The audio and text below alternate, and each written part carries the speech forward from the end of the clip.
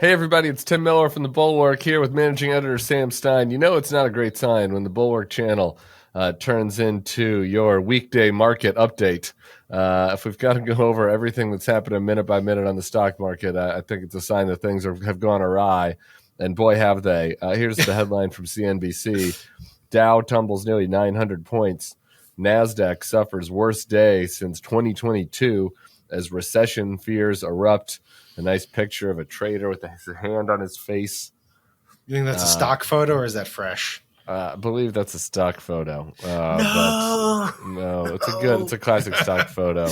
Yeah. But things are ugly. If you look at the S&P, it's off 9% from what was an all-time high in February. So we're not in the Great Depression area yet. But the chart go down, I guess. Yeah, not great. One thing to say. Yeah, I've been, as you know, from internal Slacks, I've been reluctant to jump on market stories because markets go up and markets go down, and you try not to over exaggerate one way or the other. But now the trend's pretty clear. The trend's pretty clear at this point, and it's funny in a way because so much of what is happening here, as far as I read it, is that the markets, people who invest are like, wait a second, he wasn't joking about the tariffs? Like, oh my God. And like, wait, hold on. Elon Musk and this ketamine-induced Doge Fest is like not that well thought out, and they may be cutting things indiscriminately. It's like, oh my God, this is a lot of chaos, and we didn't think about that. And I just want to say, I thought about it. I knew this might happen. I'm not like a genius, and I don't pretend to be one, and maybe I should have invested monies in hedges or whatever the fuck, but like this was a pretty easy one to call. I got it. Yeah, same. I don't know, again, that I would have expected it to happen this quickly. No, this is, I will say, it is quicker than I thought. It's quicker than I thought. It's been quicker than I thought. And I guess the other thing that's just worth saying in the interest of fairness is like the Joe Biden stock market. I know that over on Fox they're trying to call this the Joe Biden recession, but the actual Joe Biden stock market, as in the stock market when Joe Biden left office on January 20th, was really high, and it had run really hot. And so like and the bad news for Trump and for everybody that's invested is like there's a long way to go down still to kind of get back to where we were at the beginning of the Biden administration. A few points on that, because as you know, the reason the stock market was so goddamn hot and high for Biden is everyone's just so excited about Trump coming back. All right. Let's be real here. That was actually the Trump stock market. And now that it's bad. It's a very strange thing. The stock market went up when Biden was president because they were expecting Trump to become president. And then when he became president, it went down. Then they realized it was, because they realized that it actually was the Biden market. And then they had to, like, oh shit, we got diluted because of Trump, and now it's actually no, it's fucking bullshit. It's ridiculous. And obviously, I mean, whatever. You take their spin is so ridiculous and transparently ridiculous.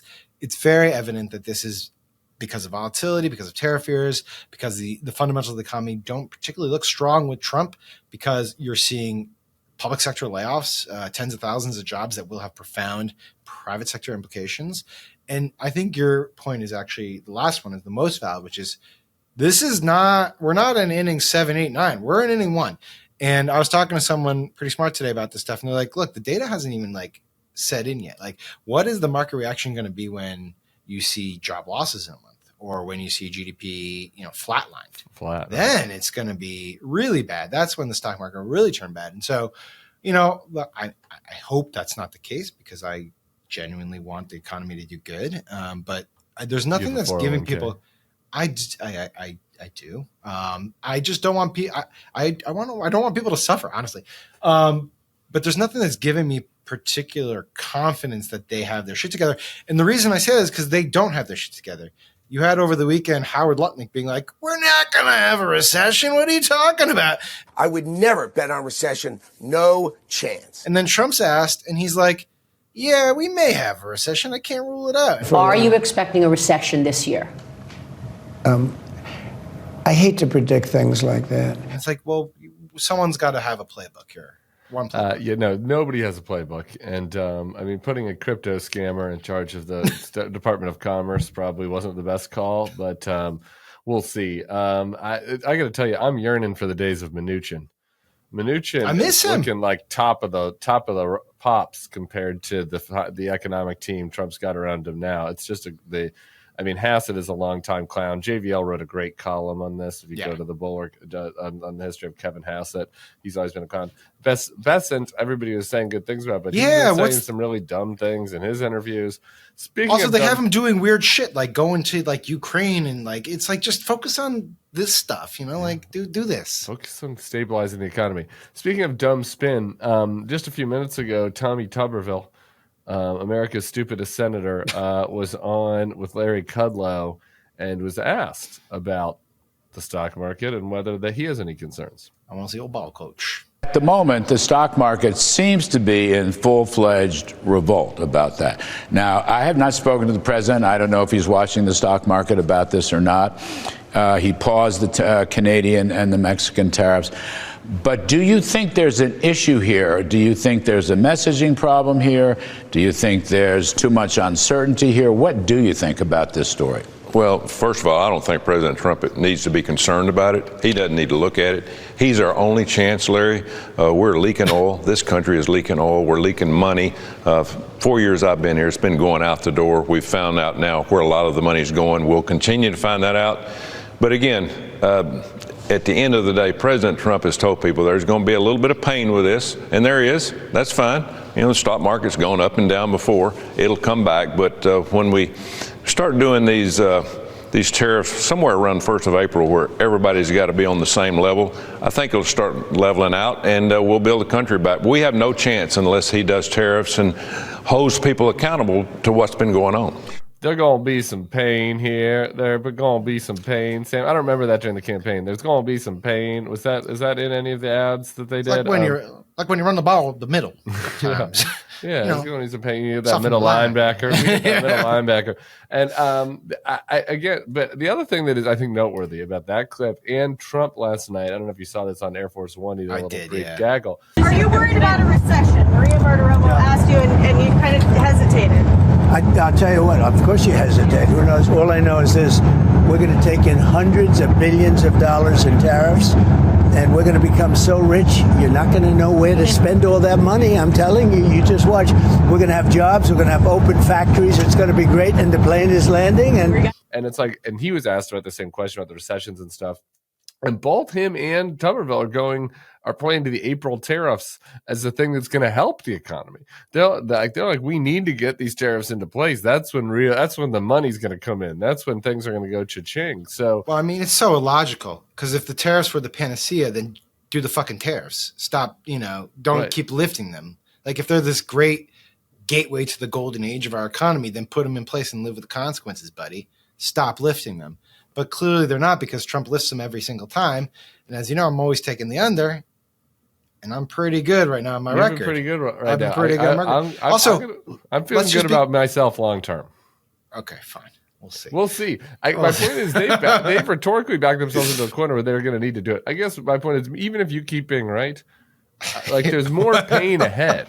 Yes, of course, because every time they kick the can, there's another round of pain, because you have and we're like, and at some point the markets, I guess, will be like, this is just, we're not gonna swing. I guess, but there's real impacts. I was messaging with somebody that just does some cross-border Canadian. Has a business that does cross-border Canadian. Your fentanyl guy? No, he's not. He's not my fentanyl man. Okay. No, it's more in the construction world. But they're talking. It's like, this is affecting their planning. Yeah, they don't know what is happening, right? Like, and we're in building season. It's the spring now in America, and so a lot of this lumber and steel stuff that's coming from Canada, it's costing more right now. So it's going to make building more expensive. I have a fridge full of avocados that I just you've been stashing. That I've been stashing, and they're all going bad. A very limited period of ripeness. I don't have avocados. The other thing to note is this is bullshit, because we were promised, like, price of goods coming down on day one. There was never, Trump on the show was never like, it's going to take a little while.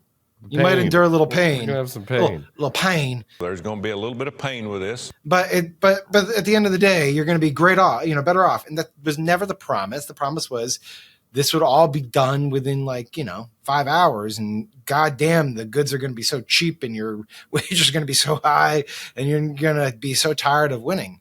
And that's not the case. And now they have to adjust and say, well, there's going to be some pain, and this is because Joe Biden is so bad. And it's like, that was not the promise. That was just final not topic. Speaking of stocks go down, among the stocks going down, Tesla. Yes. And boy, it's going down big. 1 day hit of 15.5% today. It's down to 222. I played for SE Cup on the podcast today, a video of Dave Portnoy of Barstool, who's a Tesla stockholder, ranting about how Elon needs to get back to work because the Tesla stock had been tanking. If you're going to send emails to federal workers and say, what have you done for the last 5 days? I think Tesla shareholders are entitled to ask their CEO, Elon Musk, what have you done for Tesla the last 5 days? He gave that rant when the stock was at 280. And you know, it had been at a high of like 360 or something like that. So at 280 was when he did that rant.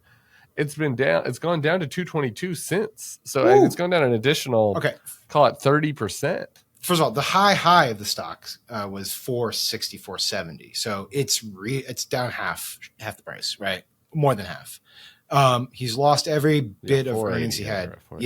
He's lost every bit of earnings since the election. And we talked about this last week, you and I. I mean, I still am perplexed by why the Portnoy position is not more uniformly held, which is he has a fiduciary responsibility to the shareholders of the company.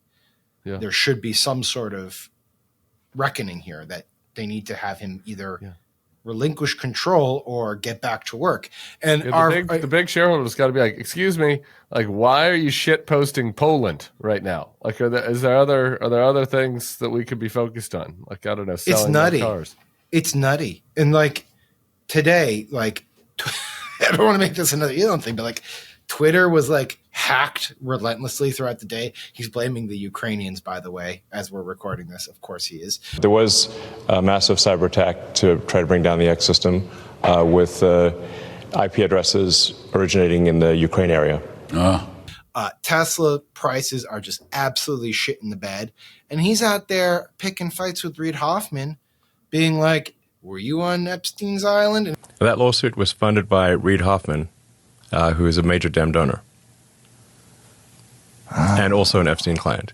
And he's calling Mark Kelly a traitor to the country, and he's like doing all this stuff that would, if anyone in our normal lives were ranting like this online, we'd be like, get a grip or sign offline. Like, I think he's overextended. I just happen to think he's overextended. Our guy, Josh Green, posted this, great reporter.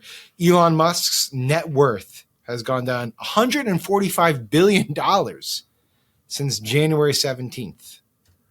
That's a hit. A hit. Like, even Elon is probably not happy with that one. Who knows? Can he count anymore? I don't know. He might be struggling to process numbers these days. Maybe. We'll see though. Who knows? I mean, he just could be totally. It's just a little pain. There's going to be a little bit of pain with this. Just a little pain. Just a little pain. Just a little pain. A little pain for sure. Just a little pain, baby. Just a little pain. Kill him. Anyway, the water boy. It's my water boy impersonation. Pretty Bobby good. Boucher. Bobby Boucher. I should not be denigrating Bobby Boucher. Shame on me to denigrate Bobby Boucher to compare him to Tommy. One of Louisiana's great football players. I know. One of our greatest residents of all time, Bobby Boucher. Sam Stein, thank you for doing this. Everybody subscribe to the feed. You can get your disaster porn here when it is required. And we'll be back soon. Hey, YouTube fam, if you want to support The Bulwark, the best way to do it is by becoming a YouTube Bulwark Plus member. The Bulwark is truly independent. We have no corporate overlords. We're not settling any dumb lawsuits with Trump. By joining, you help support our work, and you can get a bunch of perks right here on this platform. Ad-free content, bonus videos, live streams, and some emojis of me, which I guess some people want. So come join, come hang out, become a Bulwark YouTube Plus member, and I'll be seeing you in the comments. So behave.